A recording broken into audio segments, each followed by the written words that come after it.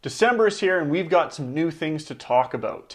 Is it still a good time to be buying? What about selling? Should you just wait, put it on hold, wait for the new year, wait for the spring? Today, we're going to try and answer those questions. We're going to take a look ahead, see what kind of market we're anticipating for 2023 so you can feel confident in your decisions. Hey everyone, it's Ryan with Century 21 Bamber. Now look, if you're thinking of making a move in the Calgary area, I help buyers and sellers thrive in all market conditions with the expert know-how and the guidance they need. So if you have any questions, drop them in the comments below or reach out. I'd be happy to help. If you find this video valuable, smash that like button, consider subscribing. Now let's get into it. So today we're gonna break down last month's data. We're gonna talk about some trends we've been seeing over the past couple months. And to start things off, we're gonna take a look at what everyone's been talking about, sales. So yes, we are seeing sales slow down. There's no denying it. It's actually to be expected, right? When we're seeing interest rates rising, when we're seeing inflation going on, when house prices are up and they haven't come down, you're going to see sales slowing down.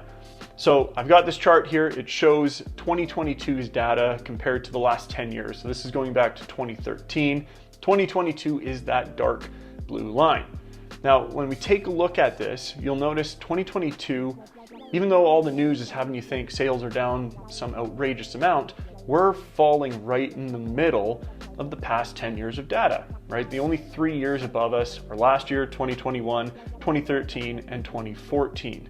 Now, what's important to consider is when you see sales are down 20%, that's a year-over-year statistic. And last year's sales data was the highest we have ever seen for some of these months. The other option is those stats are a month-over-month statistic. And again, looking at this chart, you can see sales were at an all-time high at the start of the year. So of course, if we're comparing this month to last month with the current landscape we're in, we're going to see sales declining. But it's important to keep that context in mind.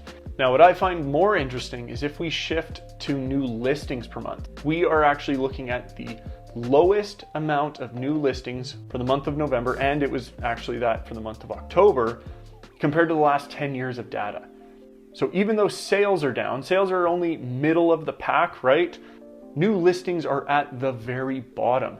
And this is something that isn't being talked about. You'll see the headlines, you'll see the news articles talking about sales are down, but you're not seeing that discussion about new listings. Now this is leading to a lot of confusion, right? You're reading the news, you're watching it on TV, and you're seeing real estate sales are down, and you would think that real estate is declining right now. And while that's true for much of the country, it's not the case here in Calgary.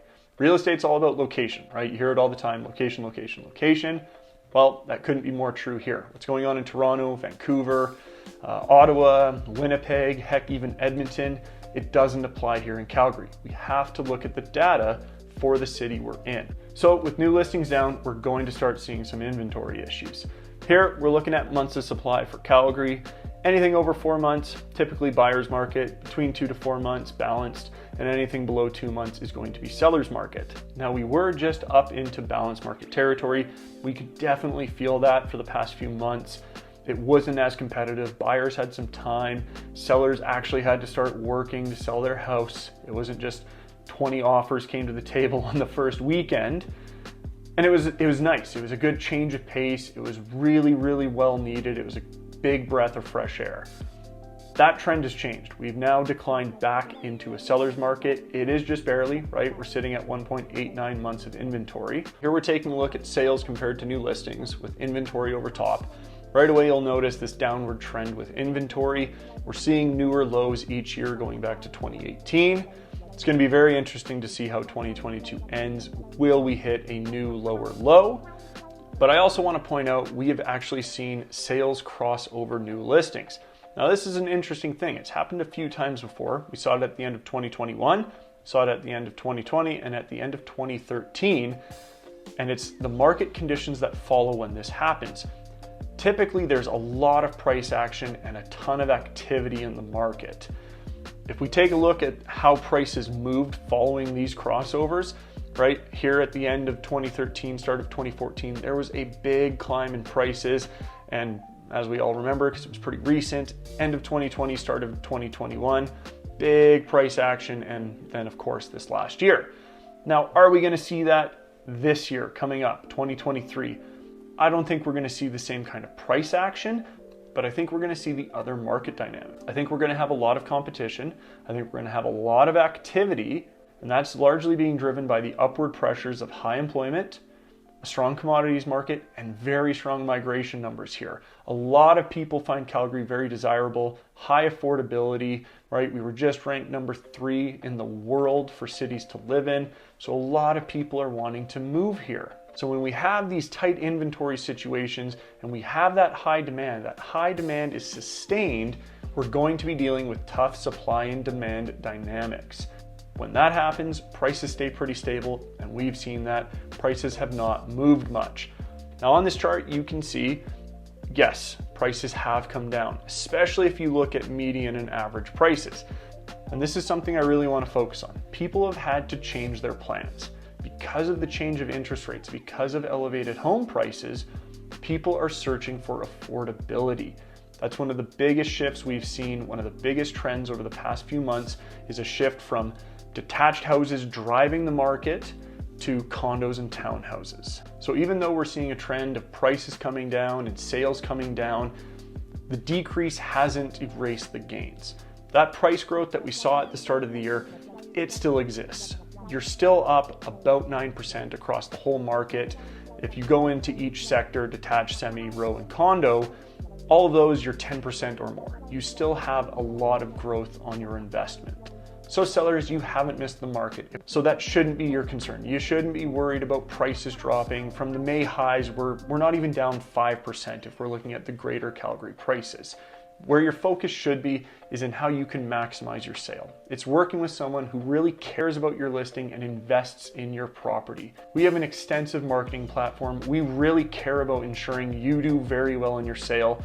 So if you had some struggles over the past year selling your property, maybe you're thinking about doing it now, but you're uncertain of the market, please reach out. I'd love to answer your questions and help guide you through this.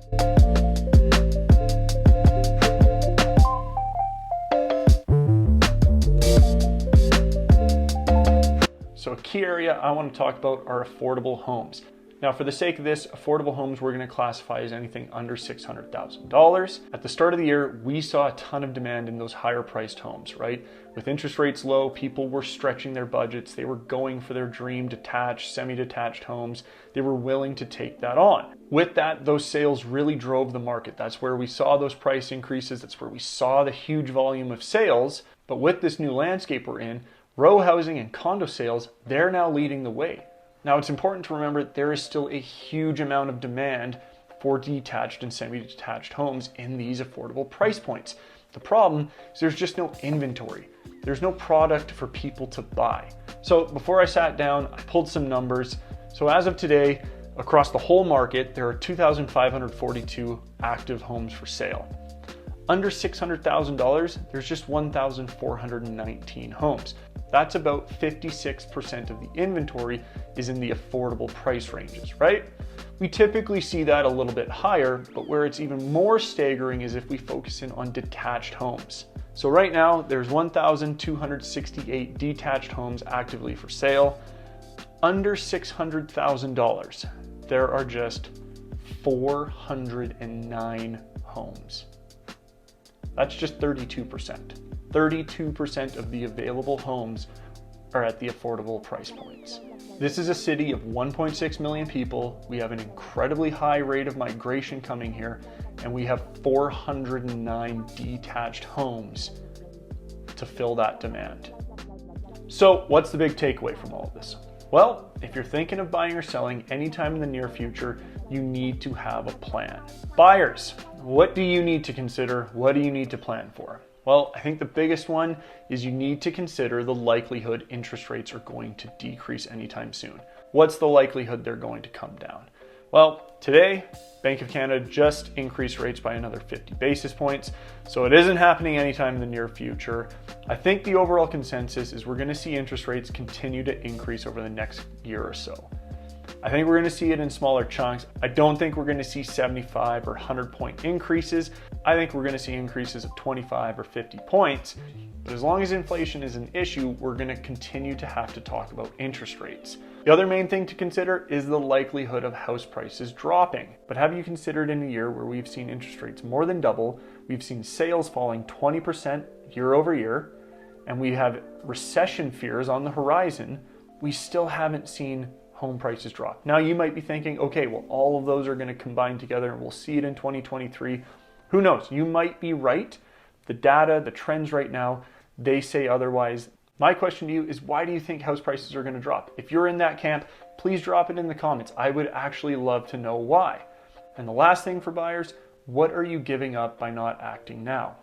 If you're renting, the rental market, it's crazier than the housing market. A recent report came out that said that downtown apartments, rents are up 30%. 3-bedroom houses across the city are up anywhere from 15 to 17%. And if after all of this, you're still in the camp of waiting, well, how long can you really wait? If your situation allows you to wait forever, awesome, that is great for you. But if you're in a situation where you do need to make a move and you're putting it off, maybe it's time to have that discussion. Maybe it's time to start considering some of these factors, because right now there's no evidence that really supports a major downturn in housing. Now, sellers, what do you need to consider and plan for? Well, first, you need to have a plan on where you're going to go. Just like we talked about with buyers, renting, buying a house, it's a tough thing to do right now. Renting might not be a viable option for you at all. You may not find something, the prices might be crazy. So if buying is in your plans, you need to have that ready to go before you list. You need to have a plan so that when your house is sold, you're not going to be caught homeless. Secondly, you need to consider the market we're in. Yes, this is still a seller's market, but it's not the market of the spring. So if you're expecting to put your house up, it sells in a weekend, that likely isn't the case. The key is that you present your home extremely well. Like we talked about before, make sure you're working with someone who invests in your sale so you maximize the potential of it. The last thing to consider, and I think this is the biggest opportunity in front of people right now, is if you're thinking of a move up. So if you have a home that you can sell in these affordable price points where there's all of this demand and you're looking to move up to a home that's say $750 plus, you are in a great situation. You're going to do very well on your sale. But then when you're moving up those higher price points, there's less demand there. So you're going to have more time, you're going to have more choice, and you're going to have that negotiation leverage so you can do really well in your purchase. So that's it for this month's update. I want to know your thoughts. What do you think we're going to see in the upcoming year? Are you still planning to buy? Are you still thinking of selling? Maybe you're just going to put it on hold. Are you going to wait it out? I'd love to hear your thoughts. Throw it in the comments below. We'll see you soon. We're out.